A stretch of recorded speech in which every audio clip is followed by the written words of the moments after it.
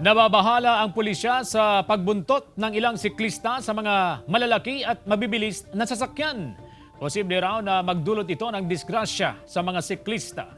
Balitang tinutukan ni Ivy Hernando. Sa kuha ng cellphone video, maluwag ang trapiko maging sa shoulder lane sa kahabaan ng San Juan, Ilocos Sur. Pero ang siklista sa video, mas pinili na buntutan ang truck. Mapapansin na sa tuwing umaarangkada ang truck ay binibilisan din ng siklista. Maya't maya sumisilip ito sa kanan, pero patuloy pa rin sa pagdikit sa truck.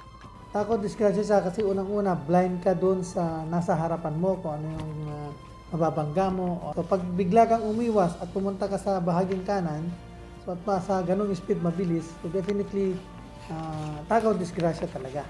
Nagtagal ng ilang minuto ang siklista sa likuran ng truck. Hindi ito sinang-ayunan ng ilang siklista gaya ni Mang Freddy. Ilang batang riders na rin daw ang kanilang nasita sa ganitong gawain. Lalo nung babarito, nung kasjay, ang mahilig na pagpakasjay. Tatasin na nga tamot natin, tinatarayin ako. Sa ilalim ng Republic Act 4136, tanging sa outer or shoulder lane maaaring dumaan ang mababagal na sasakyan tulad ng tricycle, motorsiklo, garong at bisikleta.